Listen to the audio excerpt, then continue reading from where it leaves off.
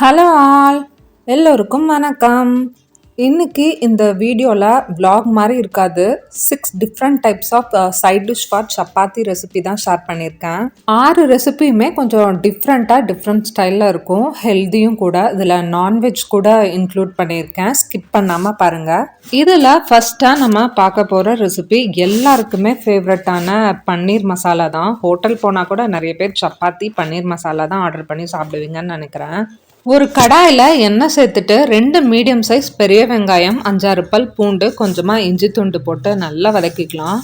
வெங்காயம் இஞ்சி பூண்டோட பச்சை வாசம்லாம் ஓரளவுக்கு போனதுக்கப்புறமா 3 மீடியம் சைஸ் நல்ல பழுத்த தக்காளி சேர்த்து மிக்ஸ் பண்ணி விட்டுக்கலாம்.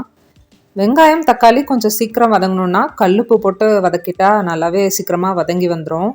தக்காளி நல்ல கரண்டியால் ஸ்மாஷ் பண்ணுற அளவுக்கு வெந்து வந்ததுக்கப்புறமா அடுப்பு ஆஃப் பண்ணிட்டு ஒரே ஒரு ஏலக்காய், ஒரு சின்ன துண்டு பட்டை, 2 கிராம்பு போட்டு திக்னஸ்க்காக கூடவே கொஞ்சமாக கேஷ்யூஸ் போட்டுக்கிட்டேன். இதுக்கு பதிலாக நீங்கள் பொட்டுக்கடலை கூட சேர்த்துக்கலாம். நல்லா மிக்ஸ் பண்ணி விட்டு ஒரு பிளேட்டில் போட்டு ஆற விட்டுக்கிறேன். பிளேட்டில் இந்த மாதிரி கொட்டி ஆற வைக்கும் போது ரொம்ப சீக்கிரத்துலேயே மேக்ஸிமம் ஒரு 5 to 10 மினிட்ஸ் தான் நல்லா ஆறிடும். அதுக்கப்புறமா நைஸாக அரைச்சி எடுத்து வச்சுக்கலாம். அதே கடாயில் கொஞ்சமாக பட்டர், எண்ணெய் சேர்த்துட்டு இந்த மாதிரி க்யூப் சைஸில் வெங்காயமும் கேப்சிகமும் கட் பண்ணி வச்சுருந்தேன். அது கூடவே க்யூப் சைஸில் கட் பண்ணி வச்சுருக்க பன்னீரும் சேர்த்து நல்லா வதக்கி எடுத்துக்கிறேன். இந்த பன்னீர் பட்டர் மசாலாவுக்கு டேஸ்ட் கொடுக்கறதே பட்டரில் இந்த மாதிரி முன்னாடியே வதக்கி கடைசியாக கிரேவியில் சேர்க்குறனால தான் டேஸ்ட் நல்லா என்ஹான்ஸ் ஆகும். அதே போல் பன்னீர் வதங்கிறதுக்கும் 2 to 3 மினிட்ஸ் தான் மேக்ஸிமம். அதுக்கு மேலே வேக விட தேவையில்ல, இல்லைனா ரப்பர் மாதிரி ஆயிரும். பிளேட்டில் கொட்டி வச்சுருந்தா வெங்காயம் தக்காளிலாம் நல்லா ஆறினதுக்கப்புறமா இந்த மாதிரி நைஸாக அரைச்சி எடுத்து வச்சுக்கிட்டேன். ரொம்பவே நைஸாக இருக்கணும். கொஞ்சம் கொரப்பாக இருந்தால் கூட டேஸ்ட் நல்லா இருக்காது. அதே கடாயில் இன்னமும் எண்ணெய், பட்டர் சேர்த்துக்கிட்டு கொஞ்சமாக ஜீரகம் சேர்த்துக்கிட்டேன். அந்த எண்ணெயிலேயே வரமிளகாத்தூள் சேர்த்துக்கலாம். அப்போ தான் கொஞ்சம் நல்லா கலர் கொடுக்கும். மிளகாத்தூளை அப்படியே எண்ணெய் கூட ரொம்ப நேரம் விட்டால் கருகுன மாதிரி ஆயிரும். டேஸ்ட்டும் கெட்டு போயிடும். உடனே நம்ம அரைச்சி வச்சுருந்த விழுதியும் சேர்த்து நல்லா மிக்ஸ் பண்ணி விட்டுக்கலாம். மிக்ஸி ஜாரையும் நல்லா அலசி நிறைய தண்ணி தாராளமாக சேர்த்துக்கலாம். கேஷ்யூஸ்லாம் சேர்த்துருக்கோம், அதனால நல்லாவே திக்காகும்.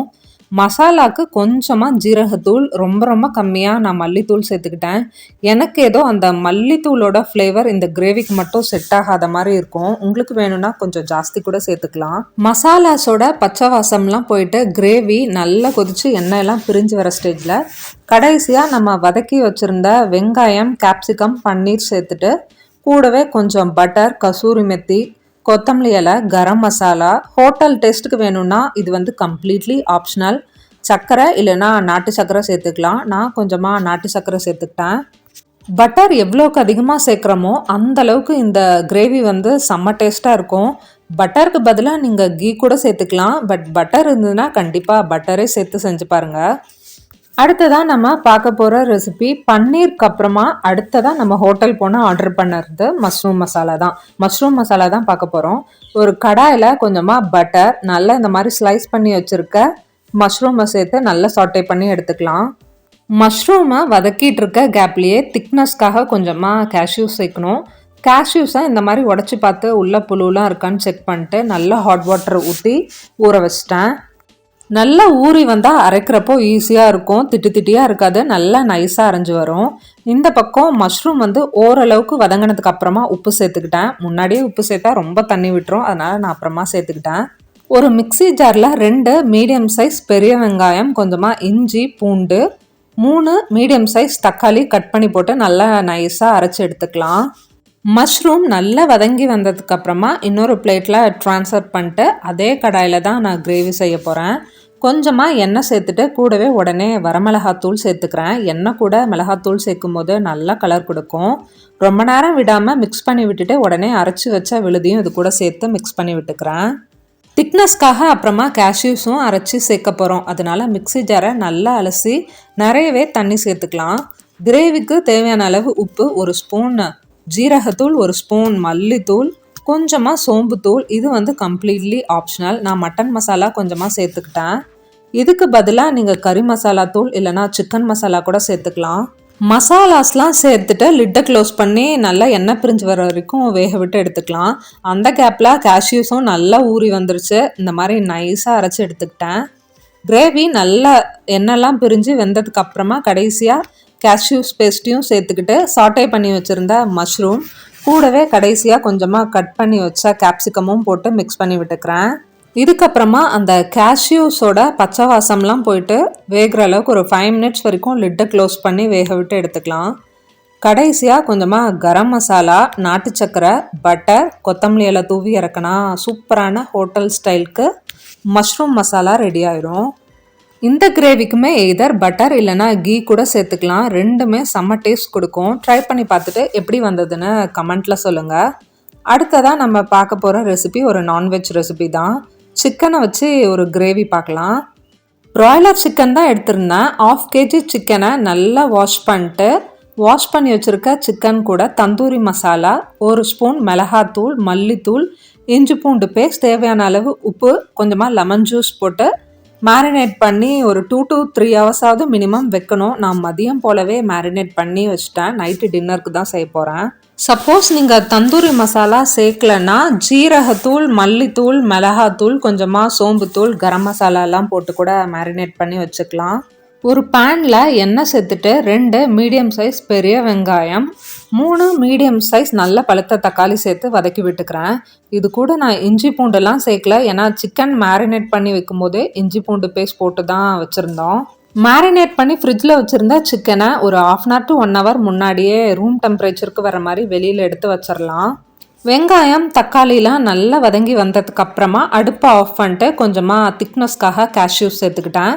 இதை நல்லா மிக்ஸ் பண்ணி விட்டு மிக்ஸி ஜாரில் எடுத்து வச்சுக்கிறேன். நல்லா ஆறுனதுக்கு அப்புறமா அரைச்சிக்கலான்ட்டு. ஏன்னா இதே பேனில் தான் அடுத்தது கிரேவியும் செய்ய போகிறோம். இது பட்டர் சிக்கனுங்கிறனால மெயினாக பட்டரில் தான் செய்யணும். எண்ணெய் சேர்த்துக்கல. பட்டர் நல்லா தாராளமாக சேர்த்துக்கிட்டு மேரினேட் பண்ணி வச்சுருந்தா சிக்கனும் இது கூட சேர்த்து நல்லா வதக்கி விட்டுக்கலாம். சிக்கன் நல்லா வெந்து வரணும். அதுக்கப்புறமா தான் அரைச்சி வச்சுருந்தா விழுதை இது கூட சேர்த்து வேக விடணும். சிக்கன் வந்து ஒரு 70 to 80% நல்லா வெந்ததுக்கு அப்புறமா அரைச்சி வச்சுருந்தா விழுதை இது கூட சேர்த்துக்கிட்டு தேவையான அளவு தண்ணியும் நல்லா மிக்ஸி ஜாரில் அலசி சேர்த்துக்கிட்டேன். உப்பு வந்து நம்ம சிக்கனை மேரினேட் பண்ணி வைக்கும் போதே போட்டிருந்தோம். இருந்தாலும் இந்த ஸ்டேஜில் இப்போ உப்பு காரம்லாம் கரெக்டாக இருக்கான்னு செக் பண்ணிக்கலாம். எனக்கு கொஞ்சம் உப்பு காரம்லாம் கம்மியாக இருக்க மாதிரி தெரிஞ்சுது. அதனால் நான் கொஞ்சமாக சேர்த்துட்டு லிட்டை க்ளோஸ் பண்ணி இந்த மாதிரி நல்ல தண்ணியெலாம் வற்றி சுண்டி வர அளவுக்கு வேக விட்டு எடுத்துக்கிறேன். சிக்கன் கிரேவி நல்லா வெந்து ரெடியானதுக்கு அப்புறமா அடுப்பை ஆஃப் பண்ணிட்டு ஃப்ளேவருக்காக கொஞ்சமாக கொத்தமல்லி இலை, கரம் மசாலா, பட்டர், இது வந்து கம்ப்ளீட்லி ஆப்ஷனல் தான். ஹோட்டல் ஸ்டைலுக்கு வேணும்னா சர்க்கரை எல்லாம் நாட்டு சர்க்கரை சேர்த்துக்கலாம். நான் நாட்டு சர்க்கரை சேர்த்துக்கிட்டேன். மிக்ஸ் பண்ணி விட்டு சூப்பராக சூடான சப்பாத்தி கூட சர்வ் பண்ணி சூப்பராக சாப்பிட்லாம். அடுத்ததாக நம்ம பார்க்க போகிற சப்பாத்தி சைட் டிஷ் என்னென்னா சோயா சங்க்ஸ் வச்சு தான். சோயா சங்க்ஸ் வந்து உடம்புக்கு ரொம்பவே நல்லது. நிறைய ப்ரோட்டீன் இருக்குது. அப்பப்போ எடுத்துக்கிறது நல்லதுன்னு டாக்டர்ஸு சொல்லுவாங்க. பட் ரொம்ப அதிக குவான்டிட்டியில் எடுத்துக்கூடாது. கொஞ்சம் கொஞ்சம் தான் எடுத்துக்கணும். சோயாவை நல்லா கொதிக்கிற தண்ணியில் போட்டு ஒரு லிட்டை க்ளோஸ் பண்ணி மூடி வச்சிட்டேன். கொஞ்ச நேரம் ஆனதுக்கப்புறம் சாஃப்டாகி தண்ணி பிழிஞ்சு அதுக்கப்புறம் கிரேவியில் சேர்த்துக்கலாம். ஒரு மிக்ஸி ஜாரில் 2 மீடியம் சைஸ் பெரிய வெங்காயம், 3 மீடியம் சைஸ் தக்காளி, கொஞ்சமாக கறி மசாலா தூள், கொஞ்சமாக சிக்கன் மசாலா, திக்னஸ்க்காக கொஞ்சமாக கேஷ்யூஸ் சேர்த்து நைஸாக அரைச்சி எடுத்து வச்சுக்கிட்டேன்.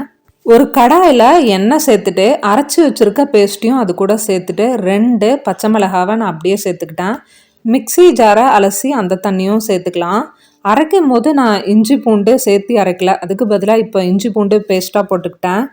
வெங்காயம், தக்காளிலாம் வதக்கி சேர்க்காம அப்படியே பச்சையாக தான் அரைச்சி சேர்த்துருக்கோம். அதனால வேகிறதுக்கு கொஞ்சம் டைம் எடுக்கும். லிட்டை க்ளோஸ் பண்ணி நல்லா வேக விட்டு எடுத்துக்கலாம். ஓரளவுக்கு வெந்ததுக்கு அப்புறமா இந்த சோயாவும் நல்லா ஊறி வந்துருச்சு. இந்த மாதிரி தண்ணியெலாம் நல்லா பிழிஞ்சு விட்டுட்டு அதுக்கப்புறமா கிரேவியில் சேர்த்துக்கலாம். கிரேவியோட பச்சை வாசம்லாம் போயிட்டு நல்லா வெந்ததுக்கு அப்புறமா கடைசியாக அடுப்பை ஆஃப் பண்ணிட்டு ஃப்ளேவருக்காக கொஞ்சமாக கொத்தமல்லி இலை, இந்த மாதிரி ஒரு பெரிய வெங்காயம் கட் பண்ணி பச்சையாக அப்படியே சேர்த்துக்கலாம். நல்ல ஒரு டேஸ்ட் கொடுக்கும். நெய், கரம் மசாலாலாம் சேர்த்துட்டு மிக்ஸ் பண்ணி விட்டு சப்பாத்தி கூட சூடாக சாப்பிட வேண்டியது தான். கடைசியாக கிரேவியில் கொஞ்சமாக பெரிய வெங்காயம் கட் பண்ணி போட்டதை மட்டும் ஸ்கிப் பண்ணாமல் செஞ்சு பாருங்கள். டேஸ்ட் கொஞ்சம் டிஃப்ரெண்ட்டாக நல்லாவே க்ரன்ச்சினஸோடு இருக்கும். அடுத்ததாக நம்ம பார்க்க போகிறது வெஜிடபிள் குருமா. என்னெல்லாம் வெஜிடபிள்ஸ் இருக்கோ அதெல்லாம் சேர்த்துக்கலாம். என்கிட்ட கேரட், பீன்ஸ், உருளைக்கிழங்குலாம் இருந்தது. பச்சை பட்டாணி இல்லை. அதுக்கு பதிலாக காஞ்ச பட்டாணியை ஊற வச்சு இந்த மாதிரி தனியாக குக்கரில் விசில் விட்டு எடுத்து வச்சுருக்கேன். நான் இன்றைக்கி இந்த வெஜிடபிள் குருமாவை குக்கரில் தான் விசில் விட்டு எடுக்க போகிறேன். அதனால் கடாயிலலாம் செய்யாமல் டைரெக்டாக குக்கர்லேயே செய்ய ஸ்டார்ட் பண்ணிட்டேன். நல்லெண்ணெய், கடலெண்ணெய், ரிஃபைண்ட் ஆயில் எது வேணால் சேர்த்துக்கலாம்.